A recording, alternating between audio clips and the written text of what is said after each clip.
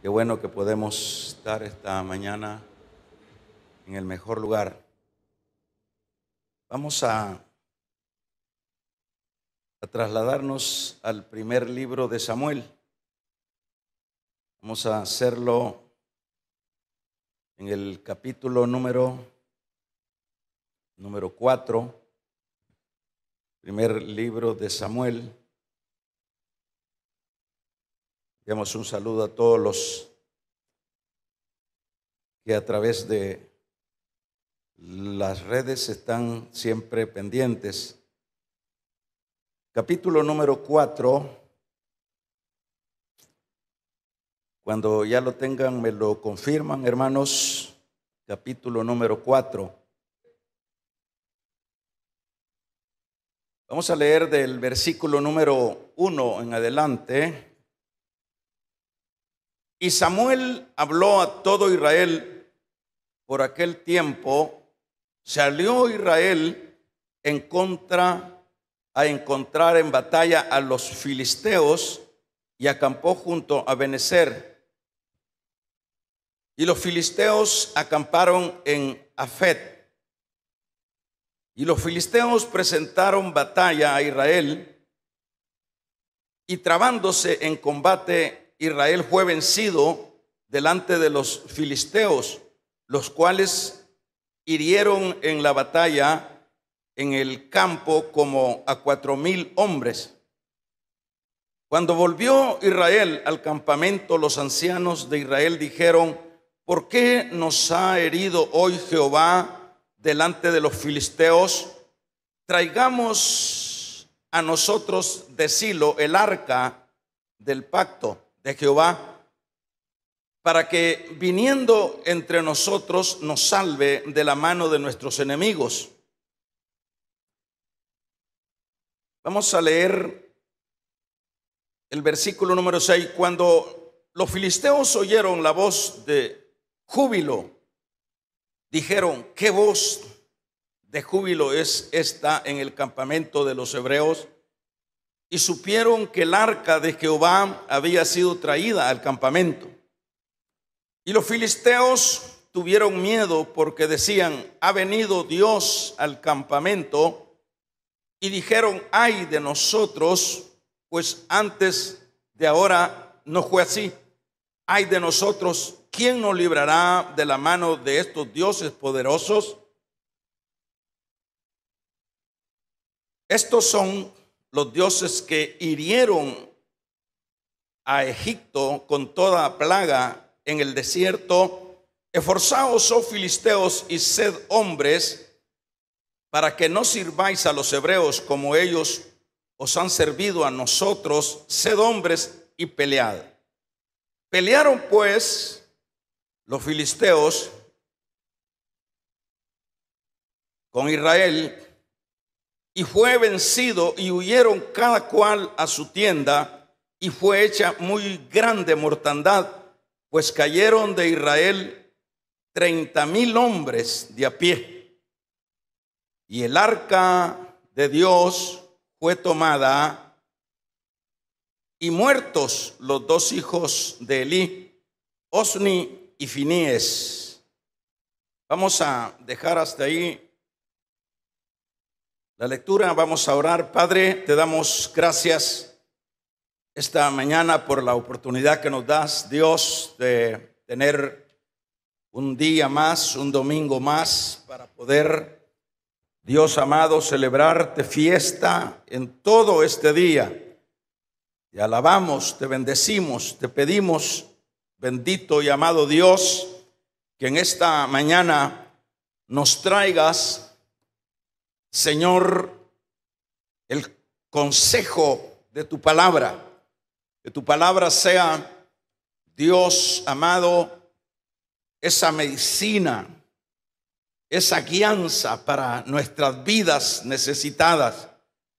El consejo que tú viertas, Señor, en esta hora, que sea ese consejo, que hagamos algunas menciones de lo que significaba el arca de Dios en el ámbito de los israelitas. Ustedes se recordarán que luego que en el desierto se construyera el arca era diríamos, un cajoncito, una cajita. Las dimensiones, pues también las dice la Biblia, donde por lo general la presencia de Dios se mantenía o se manifestaba en el arca. Esto era lo que guiaba a los israelitas en el mar cuando se dio el que Israel pasara por en medio de las aguas.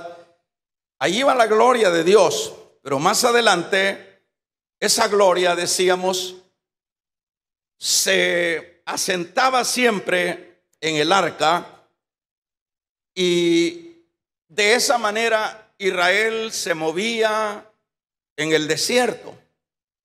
Por ejemplo, en el capítulo número 10 de el libro de Números, en el verso número 33, para que tengamos una idea, dice: así partieron del monte de Jehová camino de 3 días, y el arca del pacto de Jehová fue delante de ellos camino de 3 días, buscándoles lugar de descanso. Y la nube de Jehová iba sobre ellos de día desde que salieron del campamento. Y dice: cuando el arca se movía, Moisés decía: levántense. Y sucedía, hermanos, que esta era la señal que tenía Israel y que guiaba a Israel. Esto lo estoy mencionando para que luego veamos qué significaba el arca. El arca, decía, era un cajoncito, una caja que los israelitas la andaban en el hombro, la cargaban con palos, de esa manera se movía y luego la colocaban en el tabernáculo. Por ejemplo, en el capítulo número 3, verso 3 del libro de Josué, del 3 al 5, dice la Biblia que ya cuando Josué estaba por entrar a la tierra de las promesas, dice en esa porción la palabra que dice que Dios le dijo a Moisés que se levantaran y que los sacerdotes tomaran en sus hombros el arca de Jehová.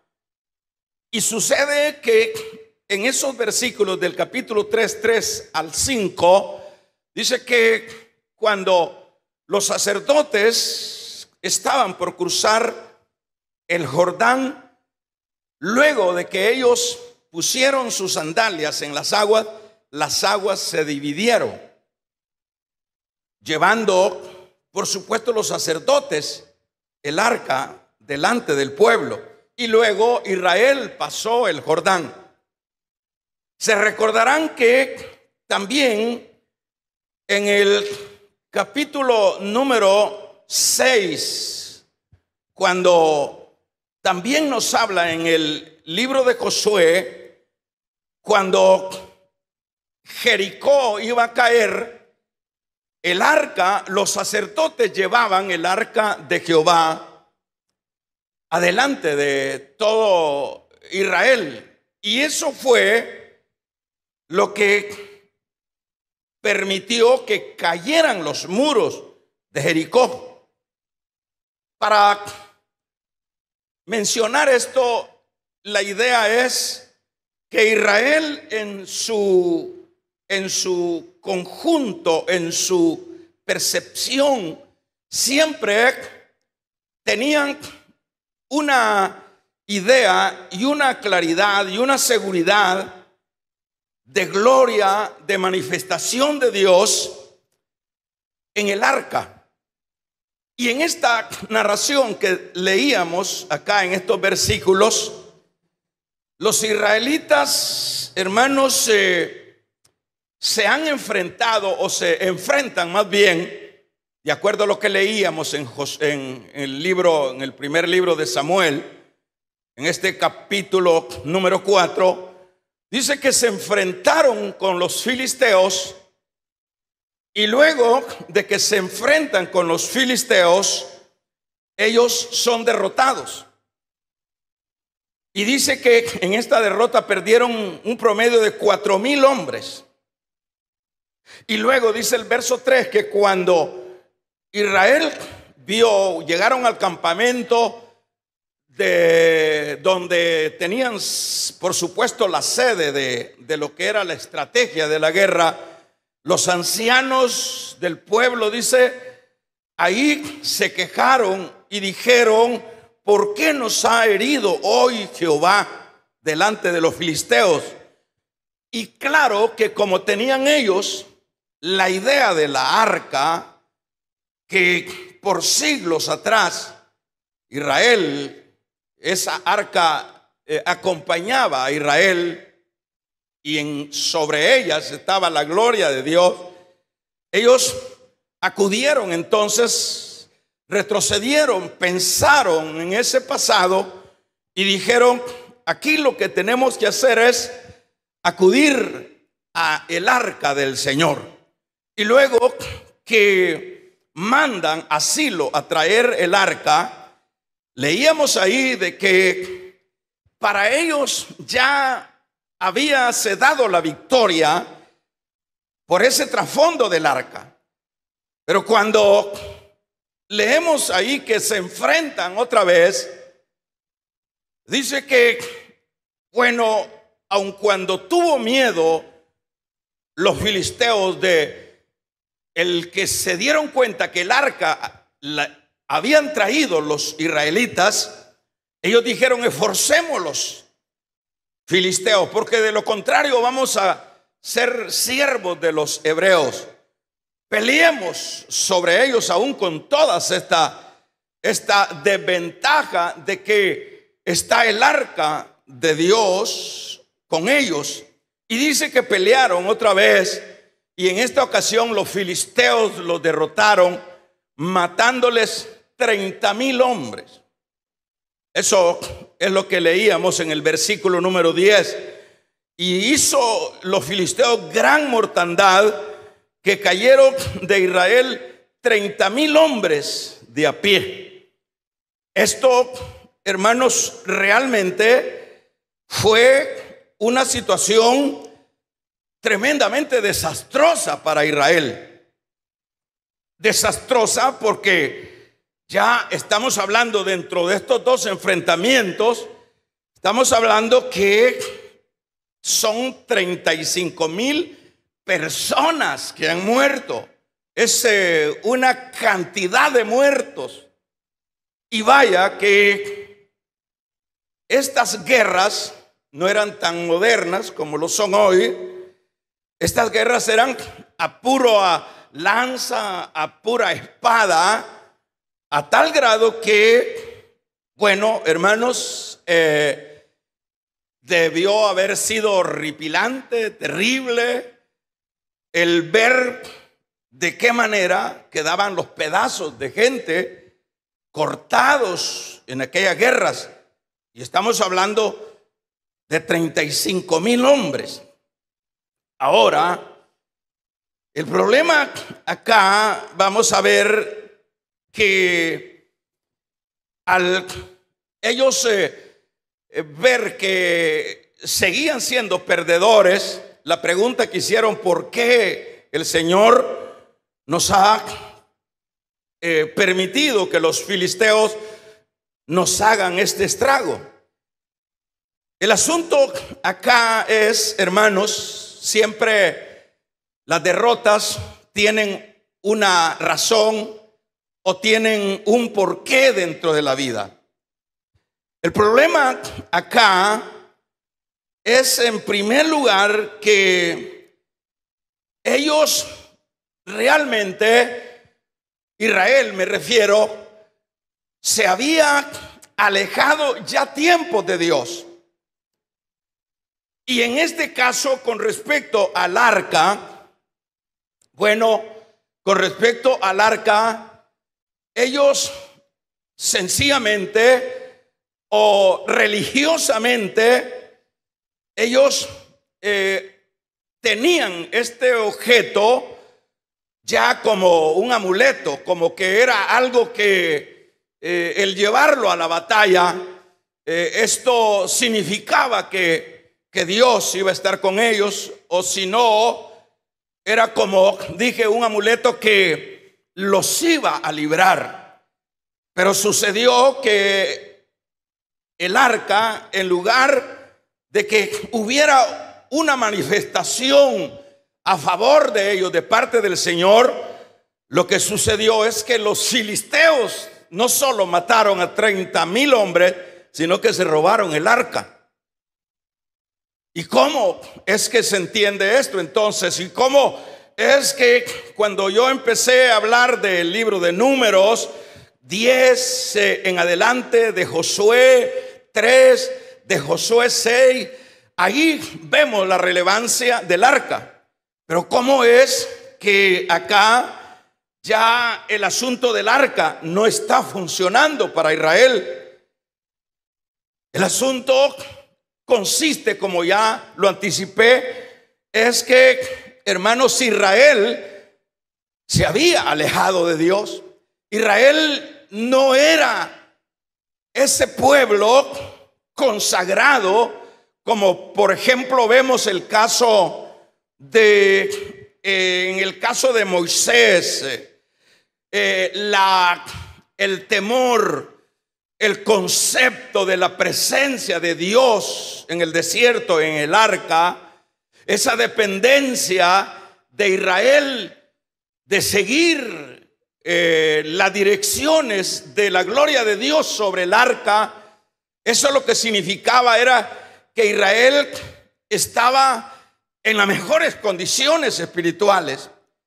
Cuando Josué va a cruzar el Jordán, también vemos ahí, hermanos, hasta la celebración de la Pascua. Estaban enteramente con un espíritu de obediencia, de fe, de entrega a Dios. Ellos veían en este tiempo una realidad, la presencia de Dios en este instrumento del arca. Ahora, lo que sucede es que, por ejemplo, dice el libro de Josué, hermanos, el primer libro, el capítulo 2 del libro de Samuel, habla que, libro de Jueces, que cuando, hermanos, Josué murió, dice que toda esa generación que temía a Dios también murieron. Pero luego dice, apareció otra generación que estos no conocían a Dios y se extraviaron. Y nosotros podemos ver en este recorrido de Samuel, del tiempo de lo que fueron los jueces, también el alejamiento de Israel para con Dios. Entonces, en este sentido, el problema, hermanos, el problema es que Israel, como para dar las razones, cuál fue la causa de las derrotas, como de estas derrotas de esta dimensión, es que Israel se había alejado de Dios. Y esto es una situación tremendamente, hermanos, que nosotros como iglesia, por supuesto, tenemos que poner atención a lo que está estampado en la palabra, dado que dice la Biblia que cuando Pablo habla a una de sus iglesias, dice que lo que está escrito en la palabra es para nosotros.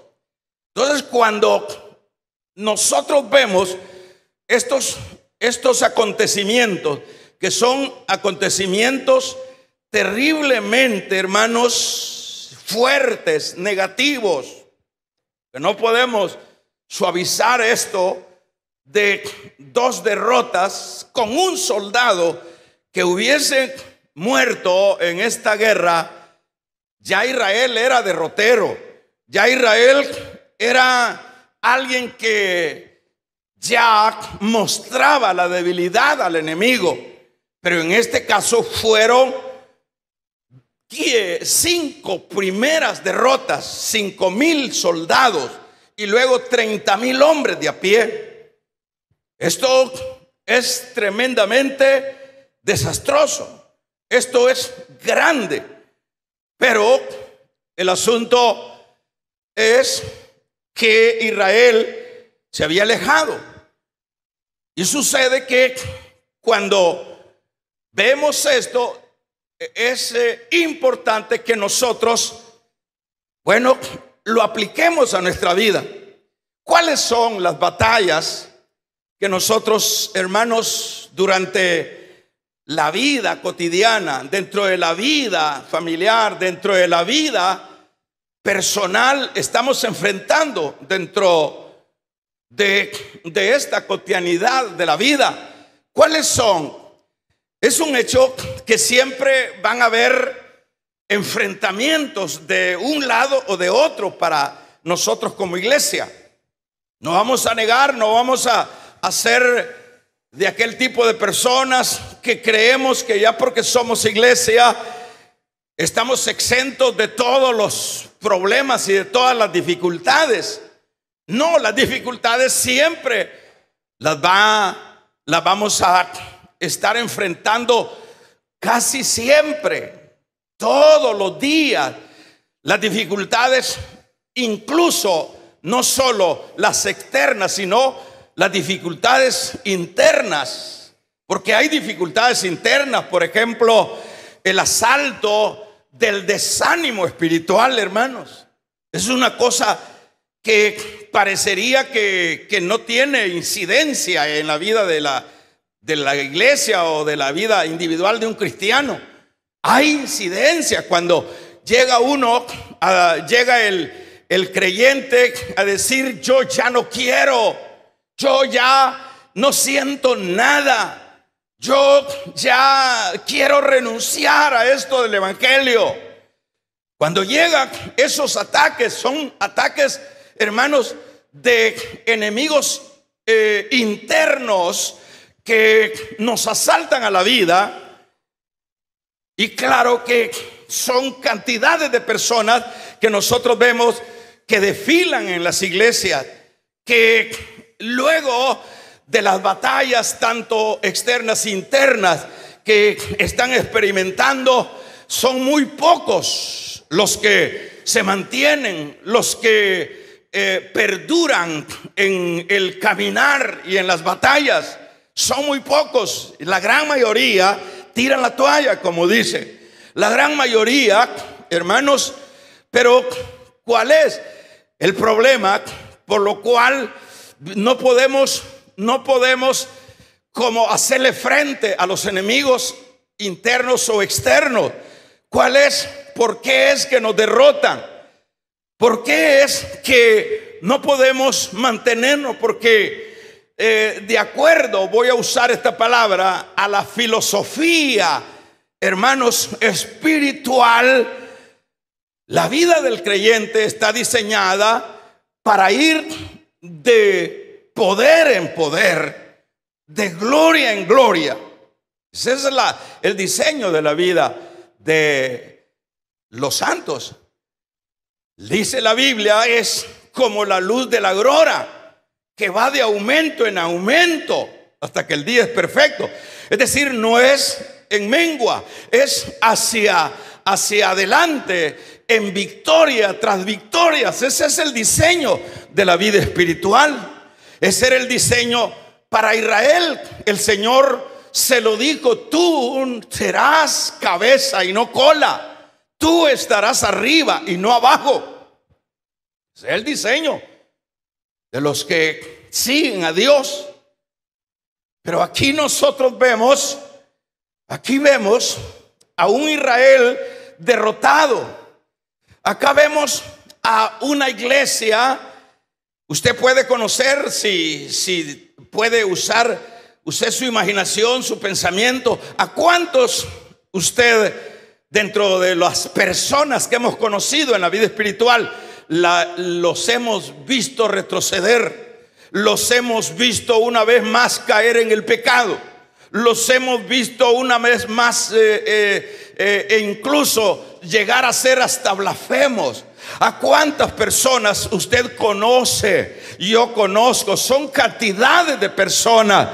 ¿Por qué renunciaron? ¿Por qué se fueron? Porque no pudieron hacerle frente a las tentaciones, no pudieron hacerle frente a los filisteos, a los enemigos de nuestras almas. Porque nosotros como creyentes debemos de saber, hermanos, que tenemos un enemigo que las 24 horas del día está viendo cómo nos derriba, está viendo cómo nos vence, está viendo cómo nos desanima, está viendo, hermanos, de una o de otra manera. La meta del diablo, del enemigo de nuestras almas, es destronarnos, es derribarnos, es causarnos bajas. Ahí vemos esa figura en Job. Atacó a Job con todo. Pero ¿cuál es, hermanos, cuál es la fortaleza en la guerra? Los israelitas estaban viviendo del recuerdo. Se recordaron las maravillas que Dios daba a Israel en el pasado. Pero en el pasado el contexto era diferente. En el pasado Israel estaba en la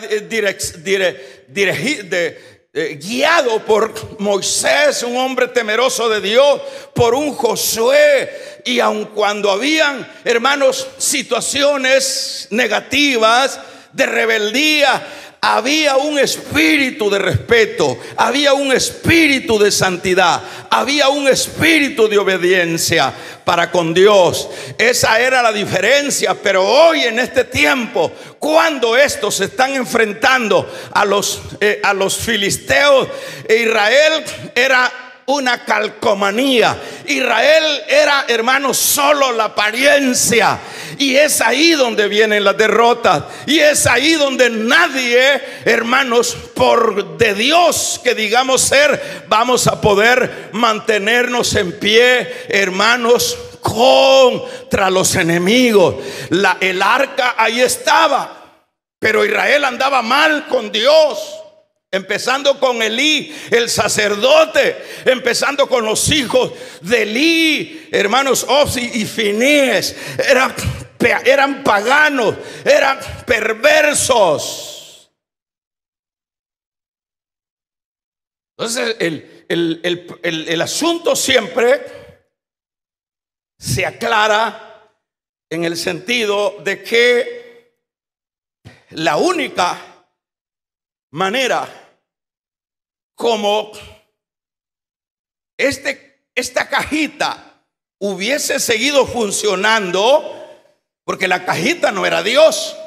Dios reposaba en la cajita, ¿verdad? Dios reposaba.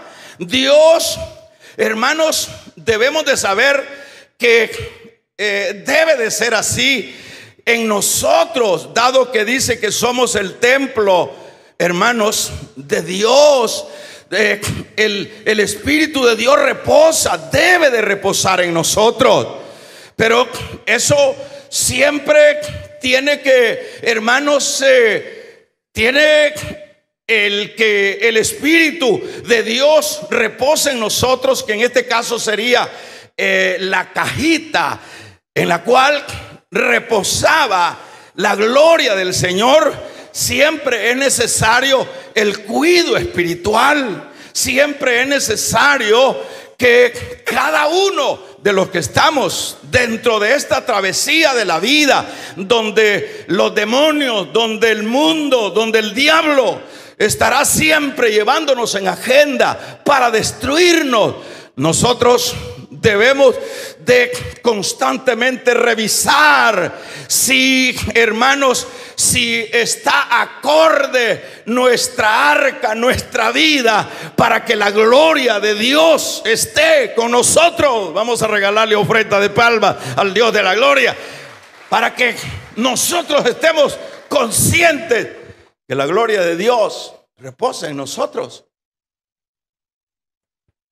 Pero aquí los israelitas no hicieron ese análisis. Primero, para decir cómo está nuestra vida. Remontémonos en el pasado. Eran gentes temerosas, eran gentes que respetaban, que honraban esta manifestación de Dios sobre el arca. Pero ahora nosotros debemos de sincerarnos. Debieron haber dicho los israelitas, debieron sincerarnos cómo estamos, porque es un hecho, hermanos, que nosotros bien creamos las condiciones para que Dios esté sobre nuestra vida. Eso es de crear las condiciones. Eso es de cuidarnos nosotros espiritualmente. En lo personal, no es otro el que nos va a cuidar, no es el pastor de alguna manera el que nos va a cuidar, es uno en lo personal. Porque si nuestra hermana tiene sus propios filisteos, sus propios enemigos, ella por lo menos acá va a recibir algunas directrices, pero esos filisteos, pero esos enemigos los va a tener que enfrentar ella en lo personal. Y si su arca está vacía, y si su arca, hermanos, y el descuido de su arca ha permitido que ya la gloria de Dios no repose en nosotros, estamos fritos. Vamos a regalarle ofrenda de palmas al Dios de la gloria. Estamos derrotados. Tremendo. O sea que las victorias, hermanos, consisten en cuanto más estrecha es nuestra relación con Dios. Ahí consiste la victoria. Ahí ese marido que a esa esposa le está dando problemas, eso es, por ejemplo, eso es un frente de batalla, digámosle, terrible. O viceversa, o esos hijos que están causando grandes males y grandes derrotas en medio de la familia por sus conductas, por sus formas de desarrollarse en la vida.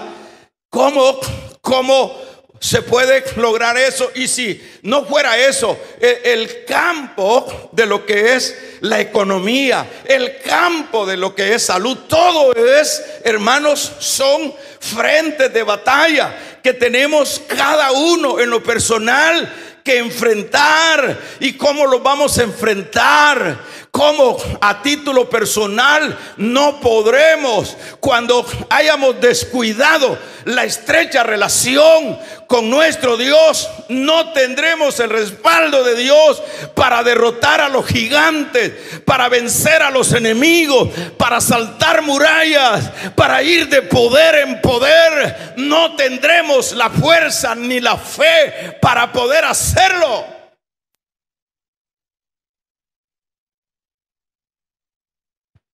O sea que aquí Israel estaba viviendo el recuerdo, pensando que ahí estaba la arquita toda llena de tierra, así la tenían ahí en Silo, manoseada por los hijos de Eli, que eran picarazos. Mire qué problema cuando no cuidamos la relación sana, limpia con Dios. Imagínense qué chasco, qué derrota tan grande, que mientras ellos alardeaban, ya cuando habían traído el arca los hijos de Eli, y vaya que este cajoncito, aún en ese lugar de Silo, era la sede de lo religioso en Israel, estaba siempre un compartimiento que le llamaban el lugar santísimo, a donde estaba esa cajita. Ahí estaban los 10 mandamientos.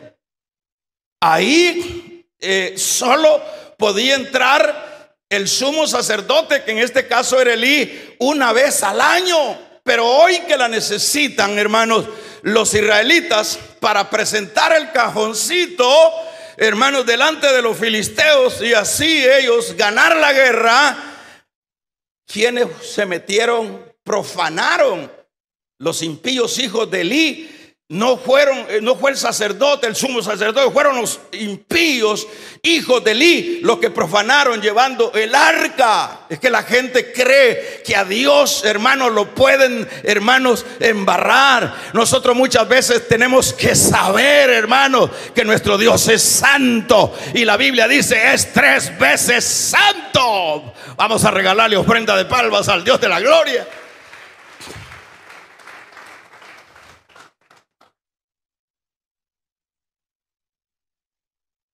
Nosotros muchas veces y siempre quizás pensamos que Dios aguanta. De todos modos soy cristiano, pero ¿de cuáles? Y siempre pensamos, ¿de qué sirve un cristiano apagado? ¿Para qué sirve un cristiano apagado? Un cristiano que ya no viva para Dios, sino para lo del yo.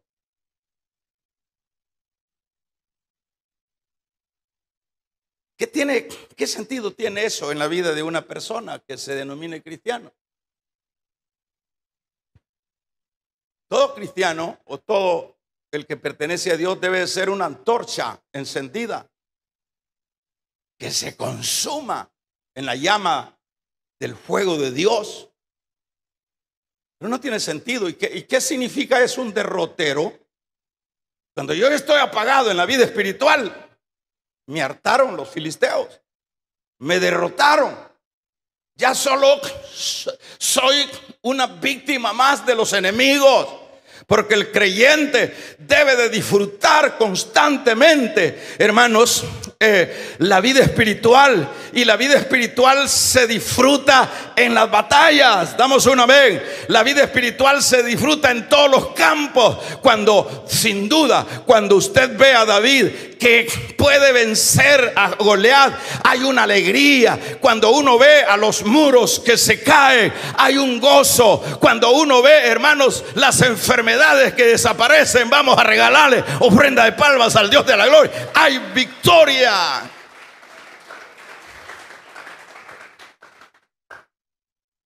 Pero en la pasividad de la derrota son personas fuera de combate dentro de la vida espiritual.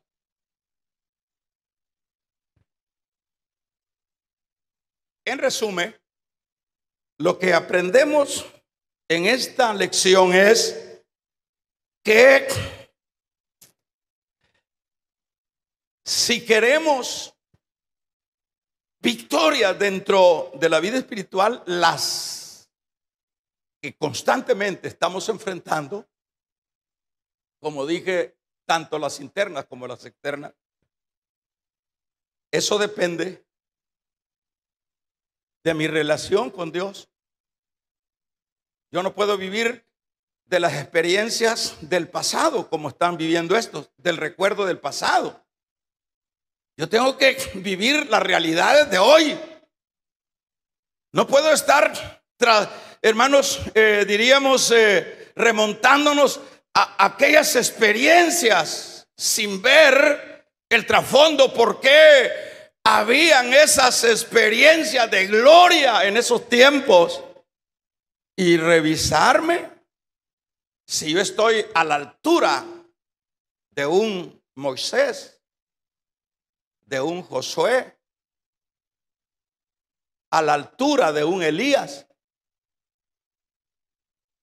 Si yo estoy en esos niveles, no hay problema. No hay problema, aun cuando venga el desánimo, que fue lo que asaltó a Elías. Hermanos, al gran hombre que se le denomina en la Biblia el profeta de fuego, hermanos, el hombre que echaba fuego, que hacía caer fuego del cielo. Hermanos, se le apagaron las baterías en una de las batallas, pero no importa que se apaguen las baterías, media vez la relación la tengamos excelente con Dios, hermanos, no importa, vamos a regalarle ofrenda de palmas al Dios de la gloria. Dios se encargará de llegar a nuestro enebro y nos levantará. Pero ¿cómo va a llegar Dios al enebro de uno que ya está fuera de combate? ¿Cómo va a llegar al enebro de ese desánimo Dios a alguien que no ha cultivado la relación con Dios? A alguien que no se ha preocupado cuál es mi relación con Dios. Es que nos va a llegar, hermano. Si es que no está llegando, es que mire, todos los días llegan, cuando menos se acuerdan las noticias. Por ejemplo, ahorita, dentro del campo político y dentro del ambiente de violencia en la que hemos vivido, ¿qué familia de nosotros no ha sido afectada? ¿A quién no han extorsionado? ¿A quién de algún miembro de cada uno han matado? Y ha venido el dolor y ha venido la impotencia. Y por lo menos ahorita en el campo, cuando menos se acuerda la gente, incluso pastores aparecen en las cárceles y sucesivamente. Esas son las tormentas que no se esperan, las batallas que están, hermanos, ahí camuflajeadas, que uno no las conoce, pero Dios sí las conoce. Damos un amén, iglesia. Dios sí las conoce. Vamos a regalarle ofrenda de palmas al Dios de la gloria. Dios sí las conoce. Dios sí las conoce. ¿Qué hacer? ¿Qué hacer? Por lo menos cuando cayó preso Juan Bunyan, hermanos, por decir alguno de estos grandes hombres, cuando cayó preso por su fe, esos eran sus filisteos. Aparte de las demás guerras, lo metieron a la cárcel. Estuvo 12 años preso. Cualquiera renuncia, pero en esos 12 años, como dice Pablo a los romanos, para los que aman a Dios, todas las cosas ayudan a bien. La Biblia, bueno, la historia dice que Juan Bunyan esos 12 años los aprovechó para escribir El progreso del peregrino, el segundo libro que se vende en toda la élite cristiana, hermanos. El progreso del peregrino no fue un derrotero, al contrario, le metimos gol al diablo. Le vamos a regalar ofrenda de palmas al Dios de la gloria. Esas son las victorias que Dios nos concede cuando nuestra arca está en las mejores condiciones para que Dios repose ahí. Entonces, ahora sí, vamos a llevar esta Biblia.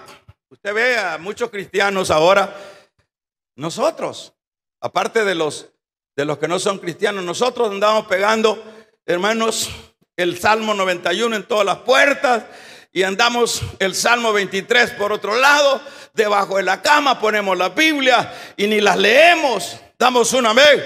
Y hacemos tantas cosas, y hemos llegado a hacer lo mismo de Israel, que la Biblia, o que los capítulos de la Biblia los hemos tomado como amuleto. Estos no son amuletos. Aquí está Dios, pero Dios estará, hermanos, en su palabra, en nuestra vida, en nuestra casa. No porque pongamos un Salmo 23 ahí en la entrada. Dios estará en tu casa, en tu vida. Cuando tengas buenas relaciones con Él, Él te va a ayudar, Él te va a sacar adelante.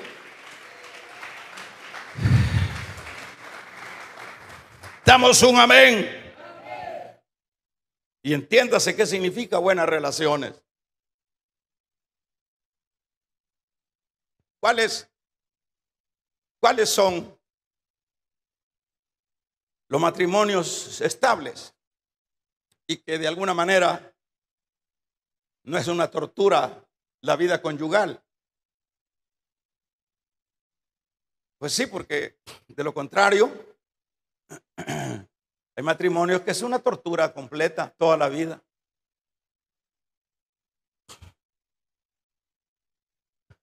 Un hermano le preguntó a un pastor, le dijo: mire, hermano, le dijo, y mi mujer, le dijo, allá en el cielo nos vamos a reunir otra vez con los conocidos, y mi mujer la voy a ver allá otra vez, hermano.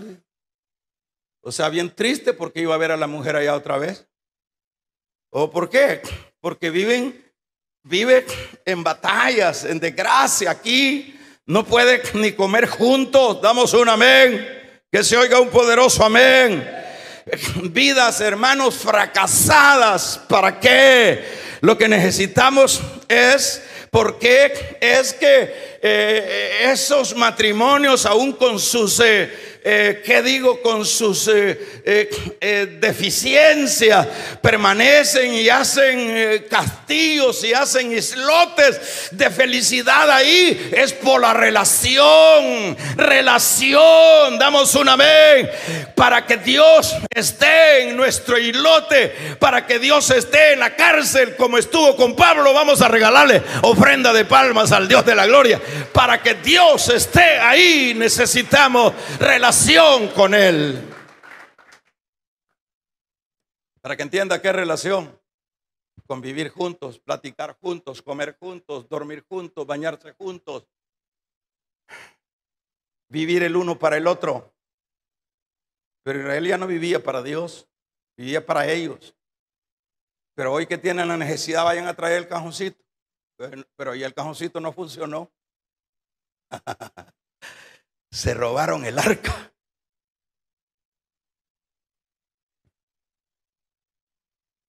Lo que se necesita entonces, siempre, hermanos, ¿por qué no funcionó el arca? Porque no estaba Dios ahí. Porque no estaba Dios ahí. Pero ellos creían que debería de estar Dios ahí. Vivieron del pasado. Pensaban que si Dios había dado victorias en el pasado, la haría hoy de nuevo, aun cuando ellos estaban alejados. Todo cristiano debe de revisar su propia vida espiritual en lo personal, no en lo colectivo, en lo personal. E incluso dentro de la familia, la esposa tiene que revisar su propia vida o su propia relación con Dios. Los hijos, no es colectivo, cada uno, porque cada uno se va a enfrentar a sus batallas muy personales. Y de eso, y de esa relación, dependerá la victoria. Yo le aseguro que, claro, que si Israel hubiera estado en buenas condiciones espirituales, ahí hubiera estado Dios y no hubieran sufrido 35,000 muertos, no 35 hombres, 35, una vastedad de muertos. ¿Qué pasó?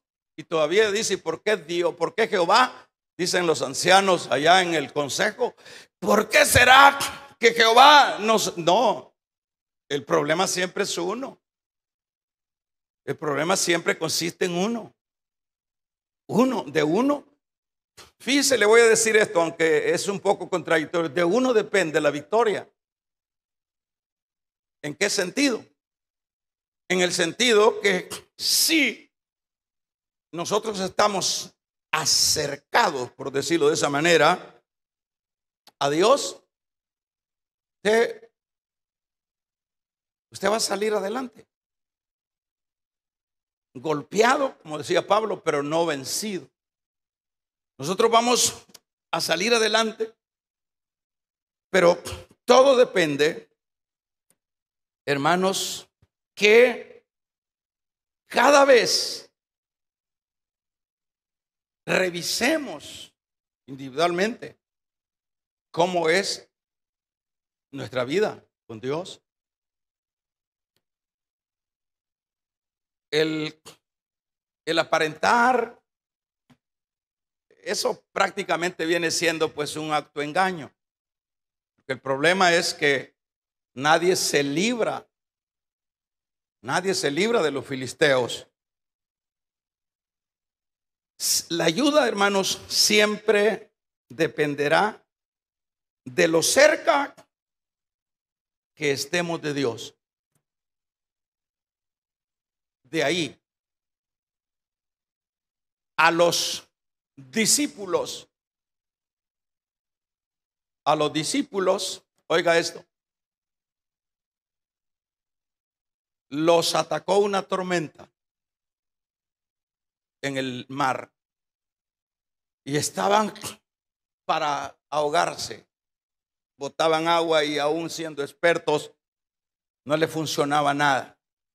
Pero ¿qué fue lo que cambió el panorama de la muerte en esa tormenta? ¿Qué fue? Que ahí en la barca, ahí estaba el Señor. Cercano estoy yo. ¿A quiénes? A los desconectados o a los conectados.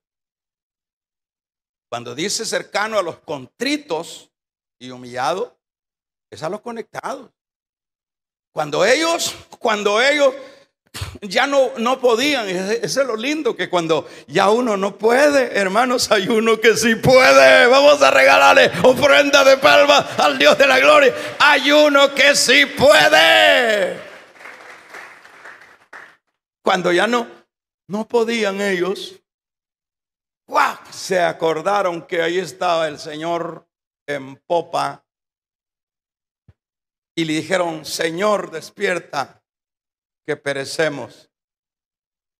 Se quitó las gotas de agua el Señor y reprendió al viento y reprendió el mar y se hizo bonanza. ¿Cuántos alaban el nombre del Señor? La ayuda siempre dependerá de lo cerca que tenemos a Dios con nosotros. La victoria. De ahí dependerá. La victoria espiritual llega a través de una relación continua. De una relación continua, no cada de vez en cuando. Ahí depende. Muchos creyentes no solo estamos en el plano de los derroteros, sino que perdimos y nos robaron el arca. Dios permitió eso para que lo que tenían que hacer era regresar, volver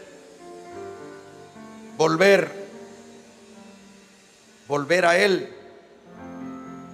¿Cuáles son sus batallas?